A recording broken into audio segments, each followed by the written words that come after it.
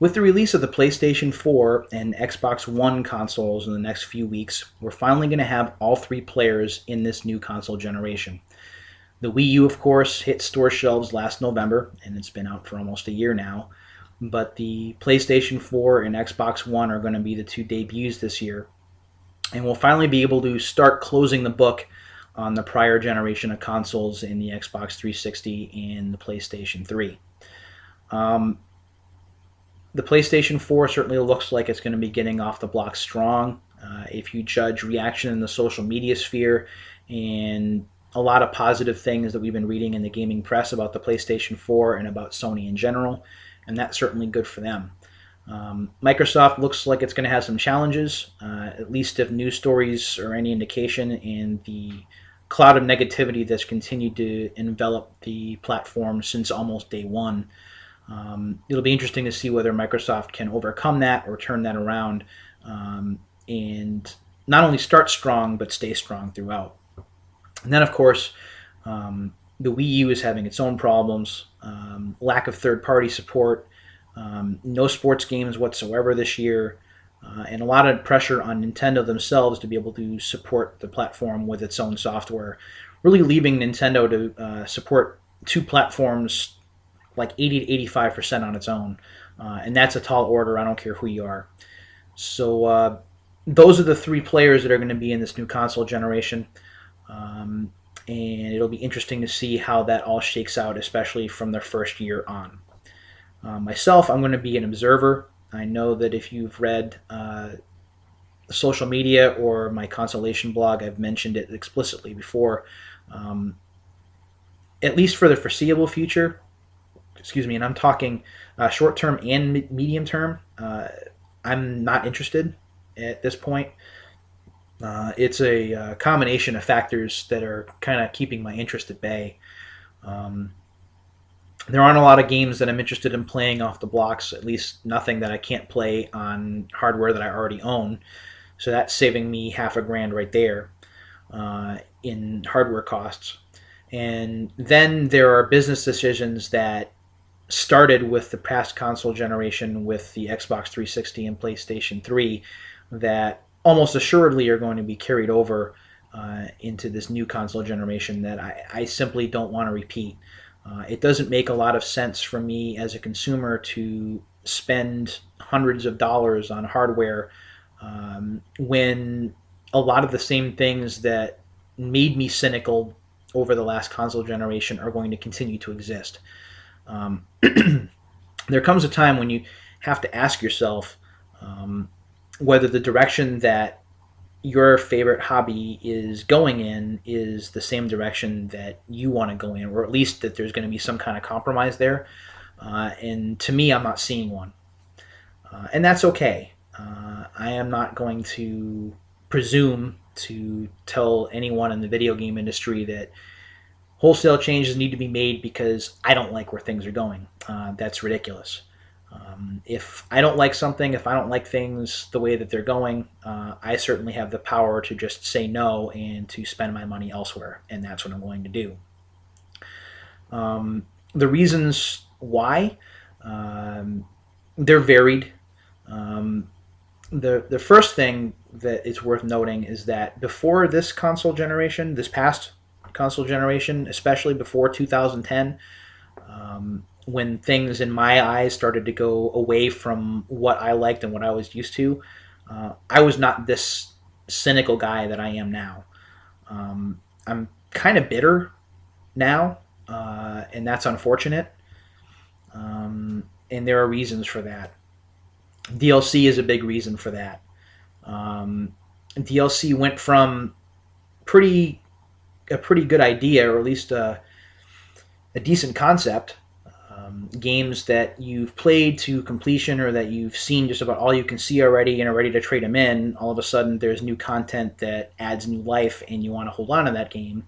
DLC examples like the expansions for Fallout 3 or the two expansions for Grand Theft Auto 4 were reasons to want to hang on to those particular games.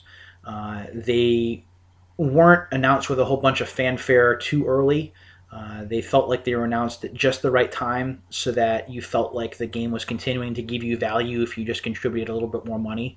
Another good example was 2K Games and Gearbox's release of Borderlands in 2009.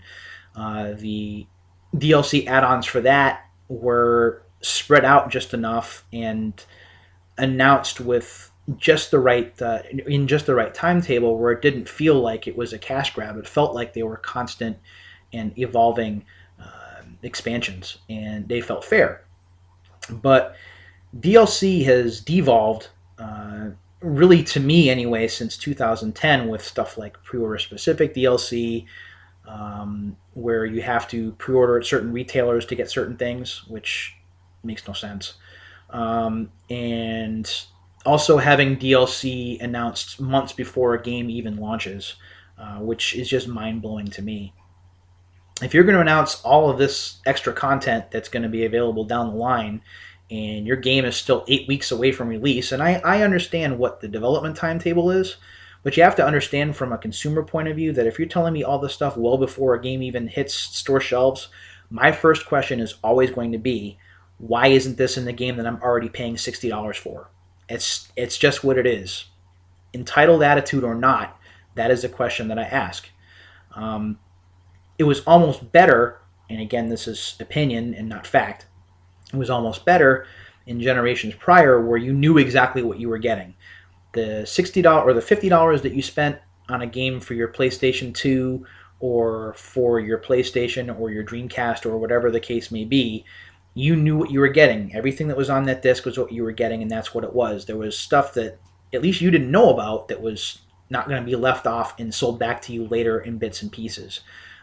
Even the theory, you couldn't even make any sense back then. But with DLC, there's too many avenues and too many ways to explain why that should or shouldn't be there, and it feels wrong. It's felt wrong to the point where I felt that although you're probably getting your decent $60 value or so, you're never really sure. And that is going to continue to be a thing as we move into the next generation of games as well, this new generation. And I don't want to be a part of that anymore. I was a part of it because I'd already spent the $300-400 on the 360 and the PS3. So of course, I'm kind of obligated if I'm going to play any games on those consoles to kind of play along and then just accept it. But with a new generation of consoles, I don't even have to buy the hardware. I can just reject it outright by saying I'm not going to be a part of it. So DLC, that's point number one. Point number two, to me, is the focus on social or multiplayer versus focus on solo gameplay.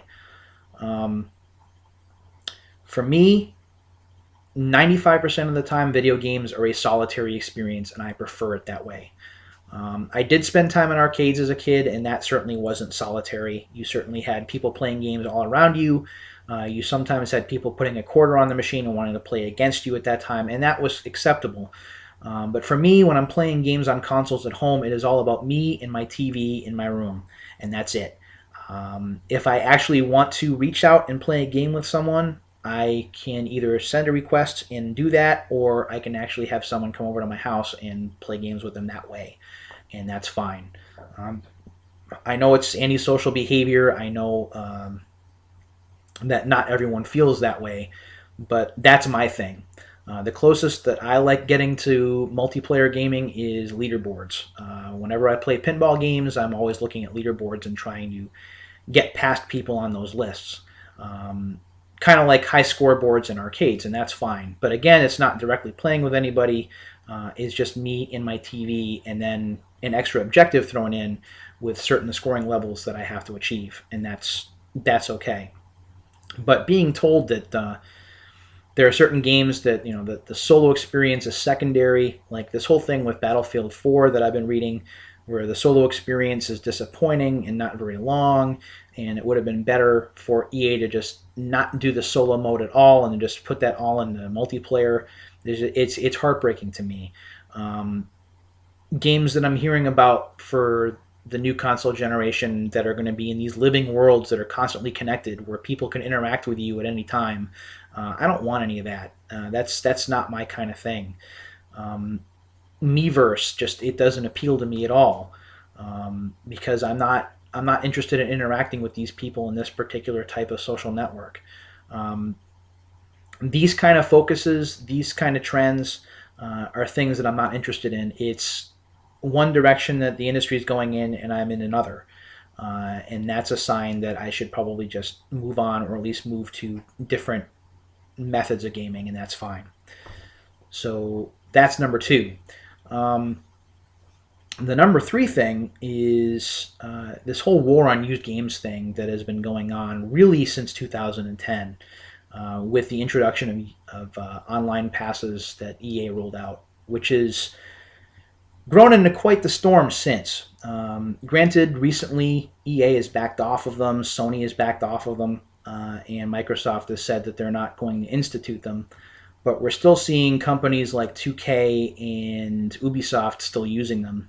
Ubisoft to the point where in Assassin's Creed 4 they actually have solo content that's locked behind an online pass. So if you buy the game used, shame on you. You're a pirate, just like in the game, and you're not going to be able to access these things unless you pay us money. Um, I understand why they do it. Um, they feel slighted. These publishers and developers feel slighted because they're not making any money on used game sales. But the way that I look at it, and I've been playing games for decades, used video games have been a part of the video game economy forever and ever and ever. You could buy them at tag sales when you had an Atari 2600.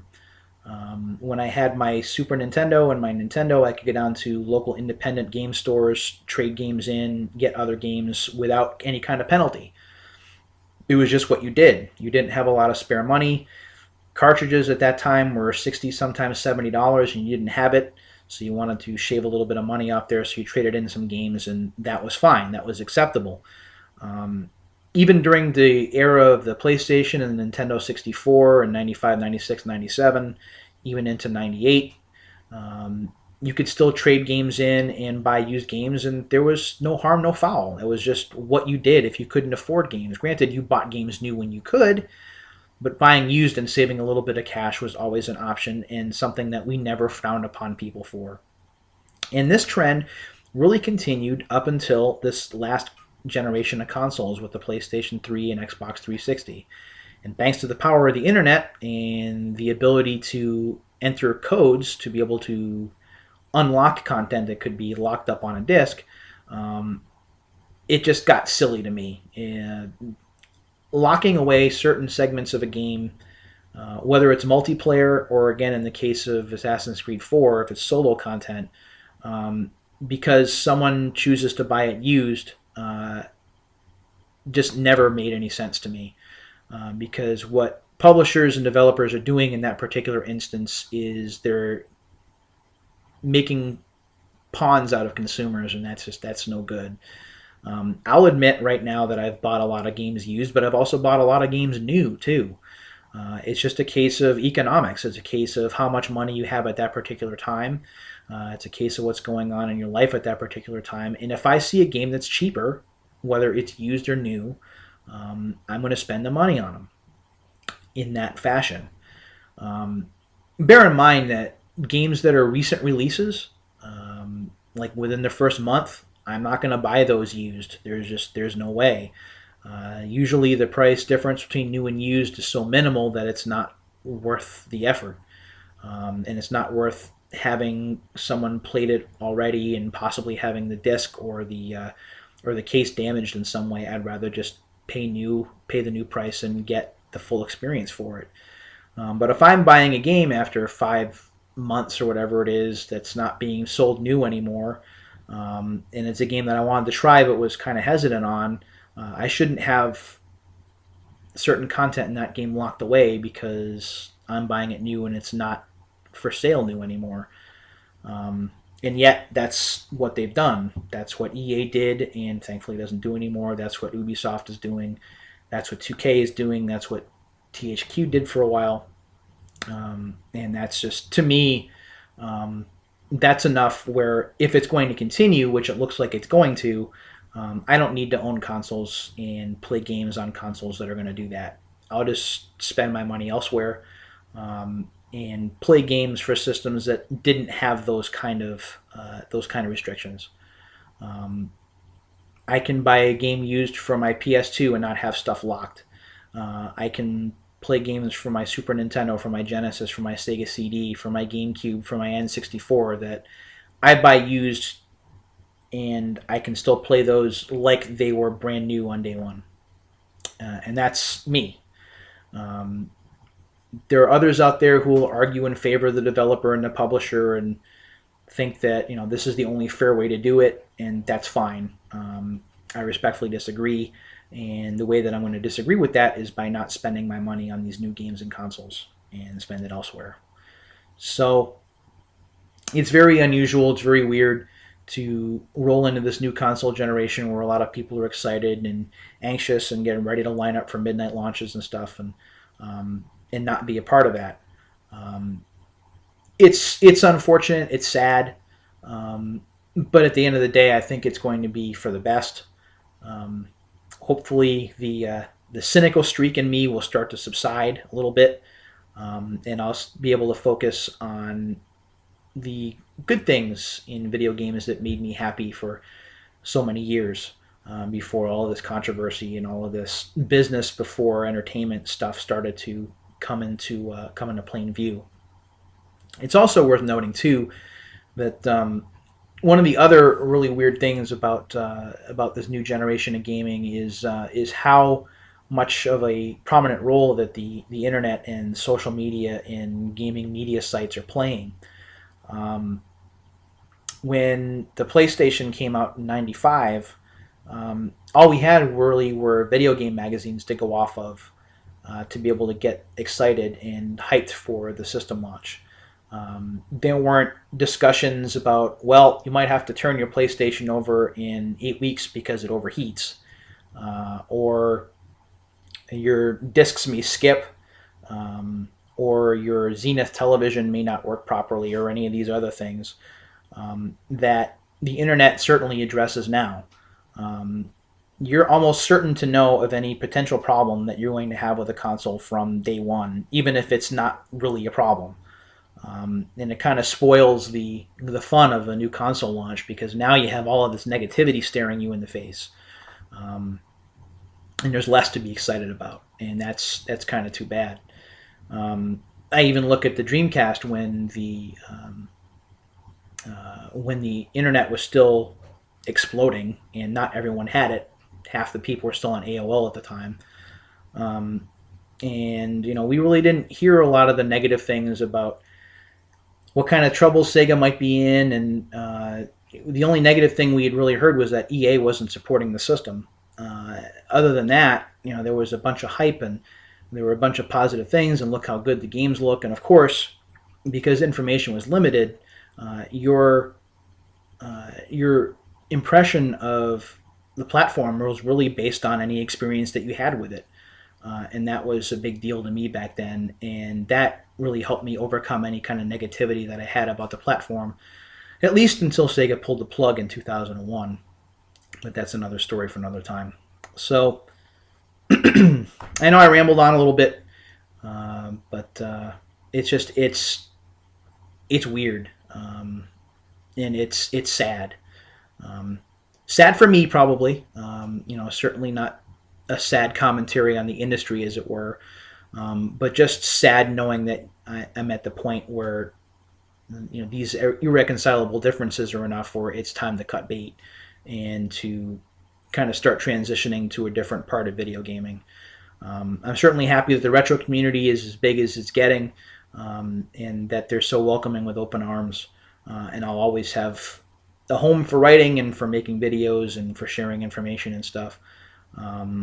But it's a little sad and a little weird to know that this new console generation that's finally officially going to be getting underway is going to be one that I'm going to be watching strictly from the sidelines. So those are just some thoughts out in front. Again, good luck to those who are getting new consoles. Hope you guys enjoy them. and I'll be looking forward to impressions and comments and stuff as we roll forward. Have a good week, everybody.